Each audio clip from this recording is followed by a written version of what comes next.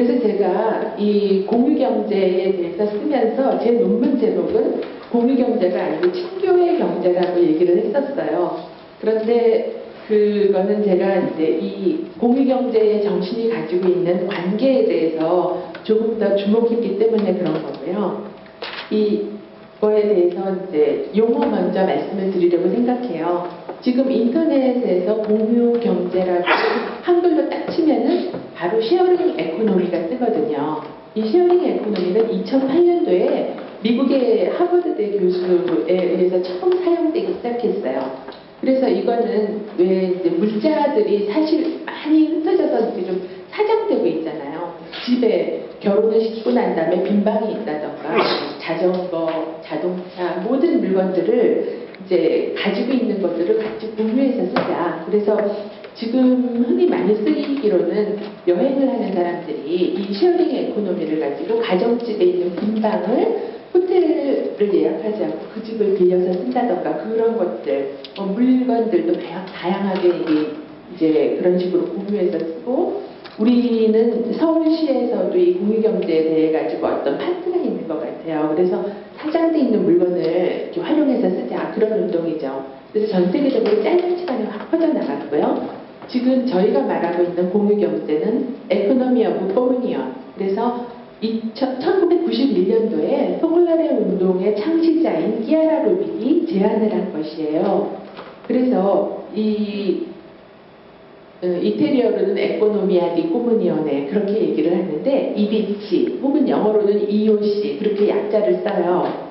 그래서 이거는 우리가 처음에 한국말로는 나눔의 경제라고 번역을 해서 썼었고, 그 후에 공유경제라는 말로 바꿔서 쓰고 있는데, 이게 그렇게 대중화되지 않았었기 때문에 이 공유경제에 대해서는 지금 약간의 혼선이 있는 거죠. 그래서 사람들은 공유경제 그러면 바로 쉐어링 에코노미를 생각하게 되어버렸고, 그리고 우리는 또 이 공유경제라는 말을 늘 써왔었기 때문에 조금 그렇습니다. 그래서 저희가 얘기하려고 하는 거는 쉐어링 에코노미가 아니라는 거를 이제 기억해 주시고요. 이 에코노미아 디 코무니언에 여기에 대해서 얘기하기 위해서는 먼저 포글라레에 대해서 약간 말씀을 드려야 될 것 같아요. 이게 자연 발생적으로 생긴 게 아니고, 페이지가 넘어가지 않네. 어떻게 여기 페이지 다운이 엔터? 안 넘어가요. 그래서 이 포글라레 운동에 대해서 교재를 읽어오신 분들 있으시겠지만 이거에 대해서 잠깐 말씀을 드릴게요. 포글라레 운동은 전쟁 중인 1943년도에 이태리 북부 지방인 트렌토 지방에서 시작이 됐어요. 그 당시에 전쟁이 이제 그 북부 지방은 폭격이 더 심했죠. 그래서 정말 이 남부보다도 훨씬 더 피해가 심한 지역이었다고 해요. 그런데 이 당시에 키아라 루빅은 20대 초반의 처녀였고, 그리고 그 주위에 복음을 이제 살려고 했던 그런 친구들이 있었어요. 그랬는데 그 당시에 이제 우리도 지금 같은 연배니까 기억이 상상할 수 있겠지만, 모든 게 한순간에 다 끝나버리잖아요. 약혼자는 군대에 가가지고 돌아오지 않고, 집은 다 부서지고, 가족들은 뿔뿔이 흩어지고, 온 도시가 다 와해가 됐죠. 그런 상황에서 키아라 루빅은 생각했다고 해요. 그런 절망적인 순간에 두 가지 방식이 있는 것 같아요. 그래서 시간이 더 많으면 아우슈비츠 얘기도 좀 하고 싶었었는데 그거는 그냥 넘어가야 될 것 같고요. 절망적인 순간에 두 가지 선택을 할 수가 있죠. 전적으로 정말 그거를 뛰어넘는 긍정을 하던가, 그렇지 않으면 모든 게 다 엉망인 걸 보면서 실망을 하던가, 그렇게 두 가지 방법이 있는데, 키아라 루빅은 그 순간에 하느님이 사랑이심을 더 전적으로 믿었다는 거예요. 그리고 하느님이 사랑이시라면 그러면 나는 지금 그 사랑을 믿는 나는 뭘 할 수 있을까? 그러면서 생각하기를, 그분의 사랑이 되어서 옆에 있는 사람을 내가 사랑해야 되겠다고 생각한 거죠. 그러면서 곧 죽을 수도 있는 거잖아요. 매일 죽다고 이 불운이 생기는 거예요. 그래서 키아라 루빅이 처음 이렇게 시작을 한 이후에 몇 달이 지나지 않았는데 그 도시에서 한 400~500명 정도가 같은 그룹이 됐고, 그러면서 정말 그 사람들로서는 하느님의 섭리라고 생각을 이렇게 했었고, 그리고 만약에 신앙이 없는 사람이었다면 인간 본성의 선함을 믿을 수 있는 그런 일들이 생기는 거죠. 왜냐하면 자기가 가진 것을 모두 다 내어놓으니까 가지고 있는 어떤 사람들은 선물을 일로 가지고 오는 거예요. 그래서 이 집이 마치 센터인 것처럼 물건이 들어오고 가난한 사람들한테 나가는 그런 이렇게 공간이 됐어요. 그리고 사회적인 문제에 또 관심을 가지면서 그걸 구조적으로 접근을 하면서 노력을 하는 이 그룹이 생긴 거죠. 이 그룹은 나중에 점점 이태리 전역으로 퍼져나가고 유럽으로 퍼져나가고 그리고 전 세계로 번져나갔는데, 그 기술적인 문제도 있었을 건데 요즘에 워낙 이제 교통이나 그 전산망 같은 게 발달이 되기도 했지만 짧은 시간 안에 전 세계로 퍼져나갔어요. 우리나라에는 1967년도에 들어왔는데, 그러면서 여기에 우리나라에도 지금 많은 회원들이 있고 그리고 이제 규모가 커졌죠. 그런데 이 초창기 전쟁 때 거의 죽음을 앞두고 있는 이런 상황에서 모든 것을 나눴던 이 정신은 이제 평화시대가 됐고 그리고 점점 더 물질적으로 풍요로워지고 그렇기는 하지만 근본적인 정신은 그대로 남아있고 그것이 이 사회 구조 안으로 점점 스며들어가고 있는 거죠. 그래서 지금 전 세계에 있는 회원들이 그 센터에서 늘 이런 상황들을 함께 보고 있다고 보죠. 그래서 어떤 나라는 부유하고 어떤 나라는 더 가난하고 그렇잖아요. 그래서 그 센터에서 보기를 어느 나라 아프리카 지역이 더 가난하다고 생각이 되면 우리 전 세계에 있는 회원이 만약에 100만 명이다. 그럼 이 중에서 한 6만 명 정도는 그 뭐라 그러나 기존 생계가 유지가 안 되는 사람인 거예요. 그러면 우리 회원들 중에 만약에 한 사람한테 5만 원씩 낸다면 이 먹을 것도 없는 이 사람들한테는 이제 최소한의 생계가 유지가 되겠구나. 그래서 우리가 회원들이 매년 그 돈을 내고 그쪽으로 도와주고 그런 이렇게 포컬라의 회원들 사이에 그런 관계가 있었어요. 그러니까 우리도 가난한 사람들을 위한다고 하면은 제일 먼저 우리 가족 중에 내 형제가 지금 너무 가난하다 그러면은 우리는 아낌없이 서로 그걸 나누잖아요. 그런 것처럼 포컬라의 회원들 사이에서 그런 나눔이 있고 그런 삶을 바탕으로 사회로도 열리는 거죠. 그런 시스템이 있습니다. 그래서 이런 삶이 있었기 때문에 이제 이 공유경제도 시작이 될 수 있었다고 생각이 돼요. 포컬라의 운동이 전 세계로 퍼져나가면서 이 운동을 시작했던 끼아라 루빅은 여러 나라를 방문하게 되죠. 그러면서 각 나라에 있는 회원들을 찾아보게 되는데 1991년도에 그런 식으로 브라질을 가게 되는 거예요. 브라질은 빈부의 격차가 굉장히 심한데 그 당시에 끼아라 루빅이 탔던 비행기가 바로 착륙을 하지 못하고 뭔가 약간 문제가 있었대요. 그래서 그 도시를 몇 바퀴를 돌다가 비행기가 착륙을 했답니다.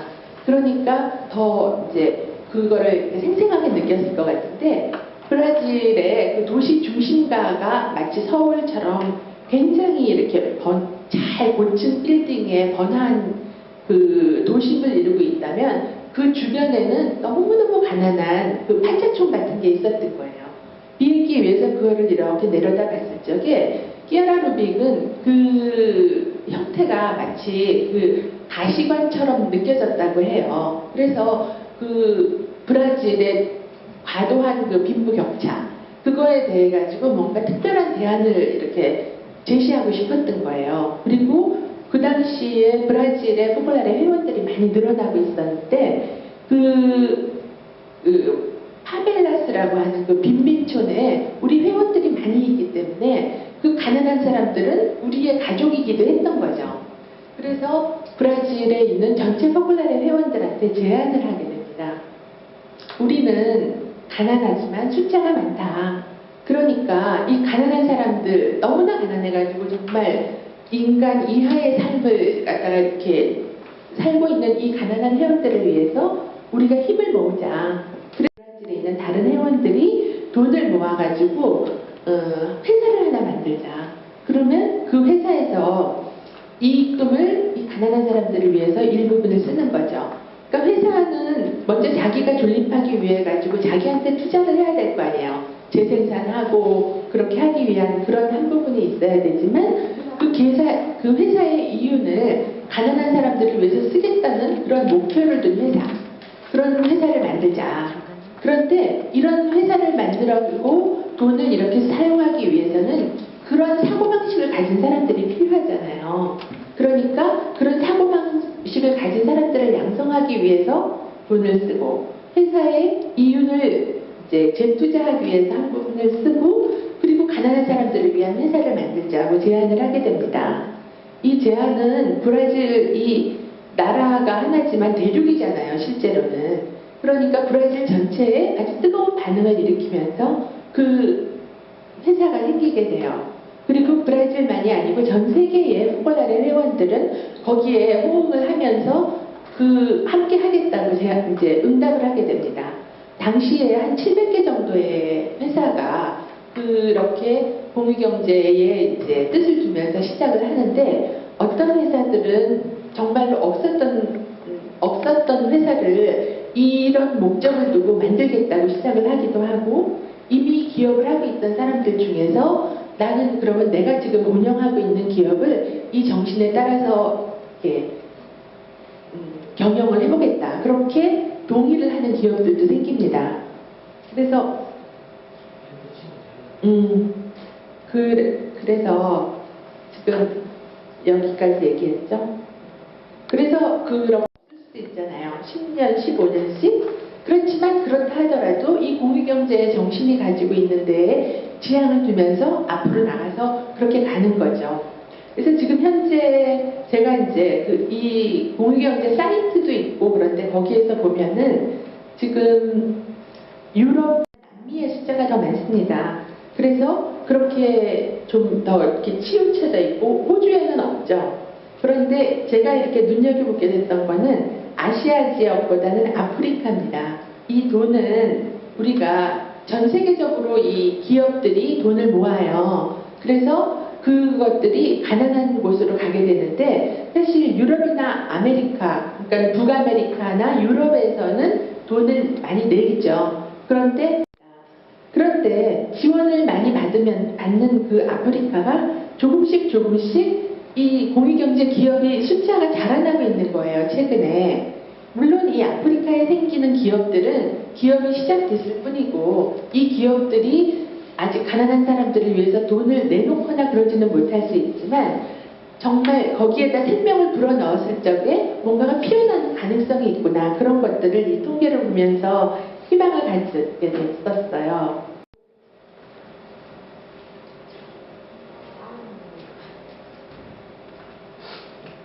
먹기도 하고 안 먹기도 하네. 그리고 처음 이 공유경제가 시작이 됐을 때부터 특히 학생들하고 학자들이 여기에 이렇게 관심을 가지면서 논문을 발표하는 게 해마다 몇십 건씩 계속 있었어요.